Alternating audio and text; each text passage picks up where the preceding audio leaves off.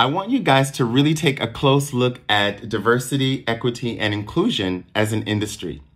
There was a recent radio program from National Public Radio on a show called It's Been a Minute, and they speak about this industry. This is important for students, for example, doing assignments that ask you to look at not a company or build a case study, but an industrial view, like a bird's eye view. And so this radio program looks at diversity, equity, inclusion as an industry. And like many other industries, particularly those related to ethics and sustainability, we have to contend with what are the standards. There are many people who are working in organizations that consult businesses on how to be more inclusive, but equally how to be more equitable. How do you get people involved from the ground up so that your products and services reflect not just the dominant culture and not just the tokenization of the few so-called minorities or ethnic minorities or gender minorities who are there, but that there's a true dialogue that takes place within your workforce and particularly within your creative teams and leadership teams. There are ample jobs in this now, but it is important that we take a close look at what 2020 has done to this industry. So just like the Me Too movement opened up language around gender discrimination at work, which eventually led to a heightened focus on inequity and not just discrimination and repairing those inequities. And so in the UK, for example, we have a gender pay gap legislation that demands that companies report. And there, from the get-go, has been a call for a similar set of legislative actions around race.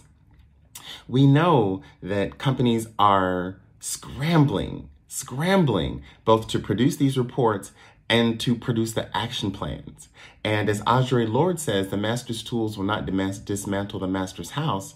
These companies are smart enough to figure out that they can't just have the people who have been there doing business as usual create the solutions. And they also know that the solutions aren't just to, what we call in America, affirmative action, just start getting a bunch of women or people of color or disabled people into your organization like they do in India with reservations as well. And many parts of the world, there are those kind of affirmative action plans to sort of just get people access to the room, but they're still not on the table. This industry, and this is why I'll close this video, because I want you to understand the progression when we talk about what do we mean by effectiveness of efforts. Just look at how this industry began in the 90s as diversity, to the early noughts to diversity and inclusion, to now where we talk about diversity, equity, and inclusion.